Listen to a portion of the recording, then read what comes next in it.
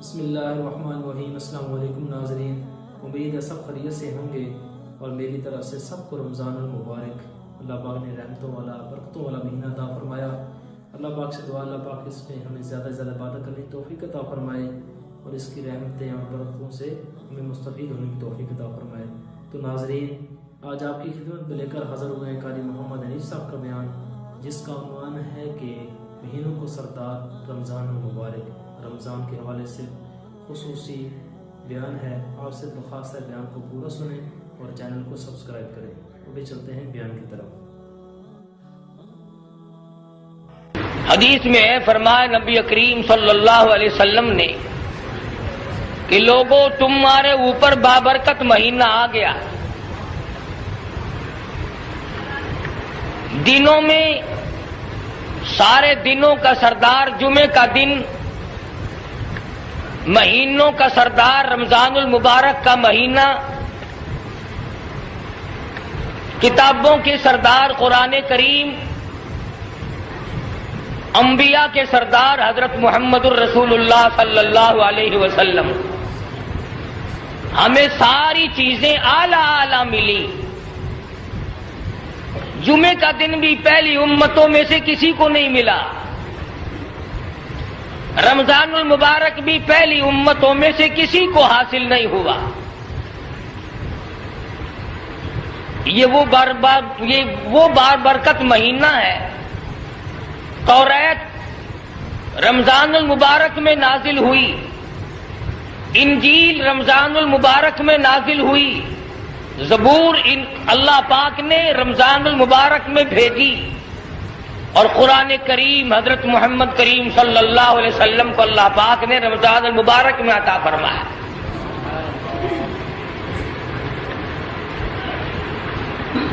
صحابہ انتظار کیا کرتے تھے، اشتیاق رکھتے تھے رمضان المبارک کا،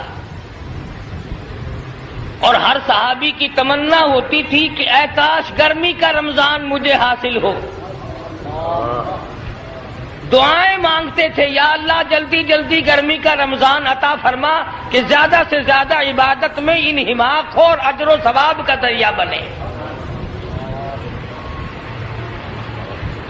ارشاد فرمایا مدنی کریم صلی اللہ تعالی علیہ وسلم نے، او لوگو رمضان المبارک کا مہینہ تمہارے اوپر آ پہنچا ہے، اس کی ایک ایک گھڑی کو غنیمت جانو، ایک ایک ساتھ کو اپنے لیے غنیمت جانو، ایک ایک سیکنڈ کو بے پناہ بے پرواہی سے نہ گزارو۔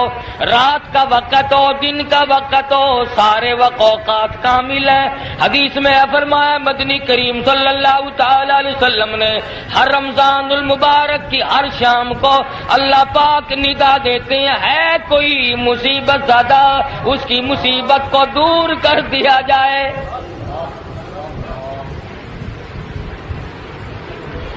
ارشاد فرمایا مدنی کریم صلی اللہ تعالی علیہ وسلم نے، اللہ پاک ندا دیتے ہیں، ہے کوئی جس کی روزی میں تنگی ہو فراخی مانگے وسعت کر دی جائے۔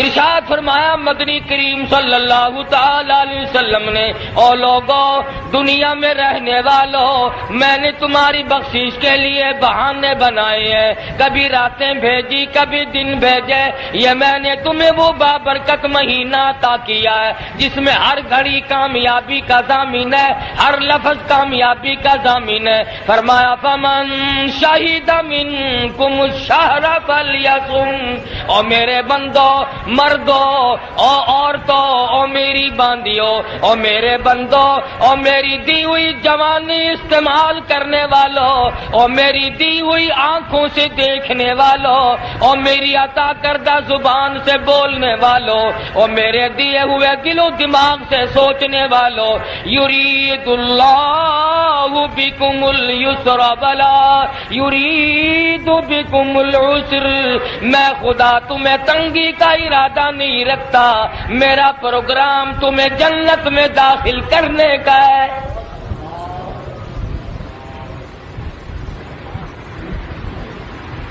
وَلِتُكْمِلُوا الْعِدَّةَ وَلِتُكَبِّرُوا اللَّهَ عَلَى مَا هَدَاكُمْ وَلَعَلَّكُمْ تَشْكُرُونَ۔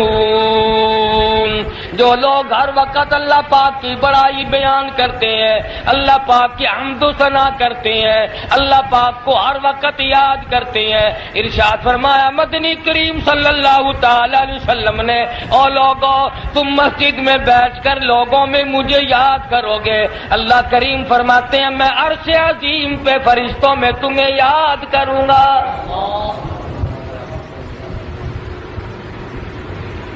فرمایا آؤ جس کو ڈاکٹروں نے جواب دے دیا ہو، جس کو مارکیٹ والوں نے جواب دے دیا ہو، جس کو گھر والوں نے لا علاج کر دیا ہو، جس کو قبیل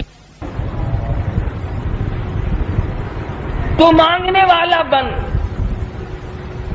اللہ کریم سے جتنا مانگو اتنا ہی راضی ہوتا ہے، نہ مانگو تو ناراض ہوتا ہے، بندے سے زیادہ مانگو کہ ناراض ہوگا، نہ مانگو کہ راضی ہوگا۔ اللہ پاک فرماتے ہیں حدیث میں مدنی کریم صلی اللہ علیہ وسلم نے فرمایا میدان حشر میں اللہ پاک بندے کو کھڑا کر کے پوچھیں گے اور میرے بندے تم نے مجھ سے فلاں دعا کی تھی وہ میں نے پوری کر دی، تم نے فلاں دعا کی تھی میں نے پوری کر دی، تم نے فلاں وقت دعا مانگی تھی میں نے پورا نہ کیا، اور میرے بندے آج مانگ اس دعا کے بدلے میں کیا مانگتا ہے؟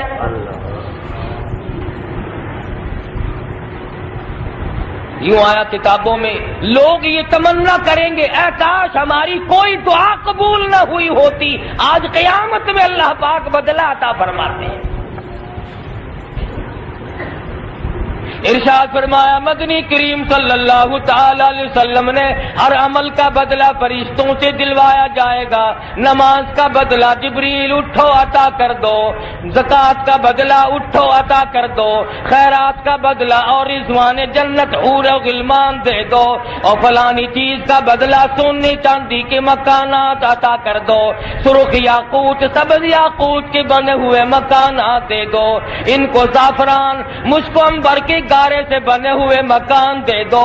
فرمایا آئے گی روزے کی باری، اللہ پاک کی طرف سے اعلان ہوگا اور جبریل ہٹ جا تیرے بس کی بات نہیں، اور رضوان جنت درمیان سے ہٹ جا تیرے بس کا روگ نہیں، سارے فرشتے ہٹ جاؤ، تمام واسطوں کو ہٹا کر اللہ پاک سامنے کھڑا کر کے فرمائیں گے بے شک میرے لیے روزہ رکھا تھا، آج اس کا بدلہ دینے کے لیے میں اپنے ہاتھوں سے تیرے سامنے تیرا رب موجود ہوں۔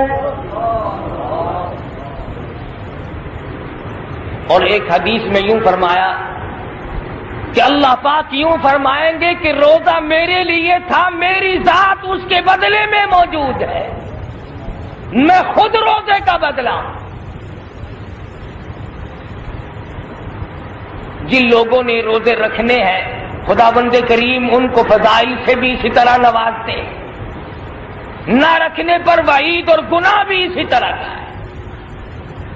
رمضان المبارک میں اللہ اللہ کر، قرآن کریم کی تلاوت کر، عبادت کر تو اور ثواب بڑھ جاتا ہے، اور اگر رمضان میں جوا کھیلو گے تو اور گناہ بڑھ جاتا ہے۔ رمضان میں اگر کوئی بدماش شراب پیتا ہے، رنڈی بازی کرتا ہے، کوئی اور حرام خوری کرتا ہے تو اس کے گناہ میں بھی اضافہ ہو جاتا ہے کہ اس نے رمضان کا اکرام نہ کیا، احترام نہ کیا، ادب نہ کیا۔ حدیث میں فرمایا مدنی کریم صلی اللہ تعالی علیہ وسلم نے کچھ لوگ ایسے مر جاتے ہیں مرنے کے بعد ان کو راتیں اور دن یاد کرتے ہیں، راتیں یاد کر کے روتی ہیں الہی فلاں بندہ ہر وقت قرآن کریم کی تلاوت کیا کرتا تھا کہاں چلا گیا۔ زمین یاد کرتی ہے، رات یاد کرتی ہے، در و دیوار یاد کرتے ہیں۔ امام الانبیاء محبوب کبریا حضرت محمد مصطفیٰ صلی اللہ تعالی علیہ وسلم نے زندگی بھر رمضان المبارک کی خیر و برکت صحابہ کرام کو سمجھائی، ساری عمر نت نئے فضائل فرمایا کرتے تھے حضور اکرم صلی اللہ علیہ وسلم۔ فرمایا ایک روزے دار کو دو خوشیاں اصل نصیب ہوتی ہیں، ایک افطار کے وقت، عند افطاری ہی، افطار کے وقت میں اللہ پاک خوشی نصیب کرتا ہے میرا روزہ پورا ہو گیا، اور فرمایا وعند لقاء ربی، اور دوسری خوشی اللہ تبارک و تعالی سے ملاقات کے وقت ہوگی۔ مدنی کریم صلی اللہ تعالی علیہ وسلم نے اس رمضان قرآن کے لیے جو دکھ اٹھائے قرآن کریم ان کو ذکر کرتا ہے، حدیث پاک میں بے شمار کتابوں میں ان کا واقعات موجود ہے۔ کمال کے وہ لوگ تھے اللہ کی رضا کے سامنے اپنی جان کی کوئی حقیقت نہ جانی۔ صحابی ہے مدنی کریم صلی اللہ علیہ وسلم کا، غریب ہے، نادار ہے، مفلس ہے، بے زرپر ہے، بظاہر اس کے پاس کچھ نہیں، مگر خوش نصیب اتنا کہ محمد عربی صلی اللہ تعالی علیہ وسلم کے دل میں اس کی بڑی محبت ہے۔ حضور صلی اللہ علیہ وسلم اس کو بڑا پیار کرتے ہیں۔ دریائے کرم جوش میں آ گیا، فرمایا یوں ہی پوچھ لیا میرے جلیبی بتا تیری شادی ہوئی کہ نہیں؟ عرض کرنے لگا یا رسول اللہ میں غریب ہوں، نادار ہوں، مفلس ہوں، میرے پلے شے کوئی نہیں، میری شادی کون کرے؟ ارشاد فرمایا گھبرانا، جس کا دنیا میں کوئی وارث نہیں اس کا وارث میں محمد الرسول اللہ بن جاتا ہوں، اس کا وارث میں ہوں جس کا کوئی نہیں۔ فرمایا جا فلاں صحابی کے پاس دختر موجود ہے، لڑکی موجود ہے، جا کر میری طرف سے پیغام دے دے۔ صحابی نے دوڑ لگائی اور جا کے پیغام دیا، پیغام منظور ہو گیا۔ حضور اکرم صلی اللہ علیہ وسلم کی سفارش کو کون واپس کرتا؟ حضور نے فرمایا کچھ انتظام کر۔ کہنے لگا یا رسول اللہ میرے پلے پائی پیسہ کوئی نہیں، انتظام کیسا؟ کہاں سے لاؤں انتظام؟ فرمایا کوئی بات نہیں، جا عثمان غنی سے 300 درہم قرض لے لے، تیرا قرض میں محمد الرسول اللہ ادا کروں گا۔ وہ کتنے خوش نصیب لوگ ہوں گے جن کے ضامن حضور یہاں بھی بنے اور وہاں بھی بنے۔ فرمایا جا کر کے قرض لے آ، تیرا قرض میں چکاؤں گا، تیرا قرض میں پورا کروں گا، میں اتاروں گا۔ صحابی نے قرض لا کر کے مدنی کریم صلی اللہ تعالی علیہ وسلم کے سامنے رکھ دیا۔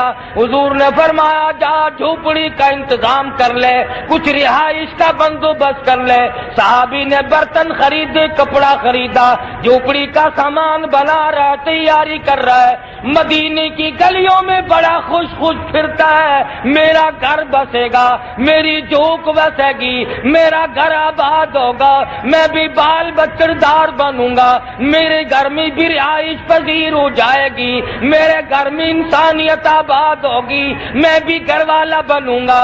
ساری خوشیاں سامنے موجود ہیں، اتنی دیر میں کانوں میں آواز آتی ہے انفروا فی سبیل اللہ،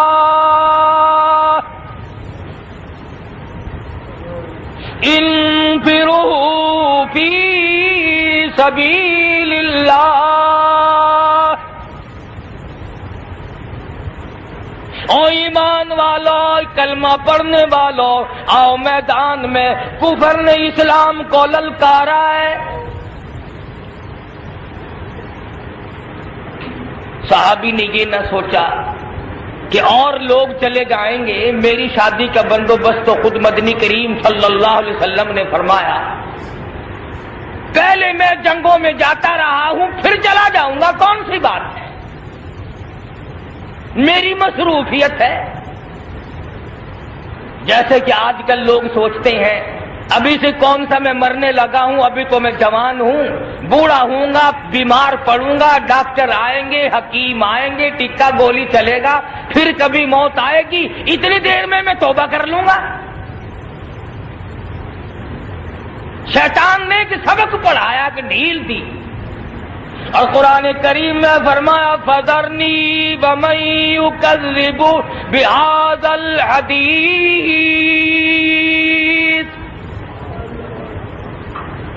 سَنَسْتَدْرِجُهُم مِّنْ حَيْثُ لَا يَعْلَمُونَ وَأُمْلِي لَهُمْ إِنَّ كَيْدِي مَتِينٌ۔ اور میرے نبی جو تیری بات کو نہیں سنتا، جو آپ کی فرمان کی پرواہ نہیں کرتا، جو آپ کے قول کو نہیں مانتا، آپ کے اقوال کی قدردانی نہیں کرتا، اسے چھوڑ دو، میں خدا کے حوالے کرو، ایسا پکڑوں گا ان بطش ربک لشدید، ایسا پکڑوں کوئی طاقت بھی چھڑانے والی دنیا اور آخرت میں نہیں۔ کون چھڑائے گا؟ اس لیے صحابی نے یہ نہیں سوچا کہ میری شادی کا پروگرام ہے میں پھر چلا جاؤں گا، کوئی بات نہیں، حضور نے خود سفارش فرمائی ہے، بلکہ زیور واپس کر دیا، برتن واپس کر دیے، کپڑا واپس کر دیا، مدینے کے دکانداروں کی منتیں کرتا ہے صحابی، اور لوگوں برتن واپس لے لو، میرے خدا نے مجھے بلایا ہے، اسلام نے مجھے بلایا ہے، مدنی کریم صلی اللہ علیہ وسلم کے فرمان نے مجھے بلایا ہے۔ ساری چیزیں واپس کر دی، خود میدان جہاد میں صحابہ کرام کے ساتھ ساتھ چلا گیا، سب سے آخر میں جا کر کے میدان میں کھڑا ہو گیا، میدان جہاد میں کود پڑا، اتنے بدن پہ زخم آئے، تیروں تلواروں کے اس قدر زخم آئے پہچاننا مشکل ہو گیا، فجرحت جرحا شدیدا، 70 سے زیادہ زخم کھا کر نگال پڑا ہے، پرواہ نہ کی۔ آج روزہ رکھنا مسئلہ بن گیا، آج تراویح پڑھنا ہمارے لیے عذاب بنا ہوا ہے، آج قرآن کریم کی تلاوت کرنا ہمارے لیے مسئلہ بنا ہوا ہے۔ تو ماشاءاللہ قاری محمد حنیف صاحب کافی خوبصورت انداز میں بیان فرما رہے تھے رمضان کے حوالے سے، روزوں کے حوالے سے۔ تو دوستو بھائیو، یہ کافی برکت مہینہ، اس کا ایک ایک لمحہ، ایک ایک منٹ، ایک ایک سیکنڈ بہت قیمتی ہے، تو اس مہینے کو جتنی زیادہ ہو سکے عبادت میں گزارنا چاہیے، اور اللہ پاک سے دعا ہے اللہ پاک اس پہ ہمیں بیان پہ عمل کرنے کی توفیق عطا فرمائے اور دوسروں تک پہنچانے کی توفیق عطا فرمائے۔ اگلے بیان تک اجازت چاہتے ہیں، اللہ حافظ۔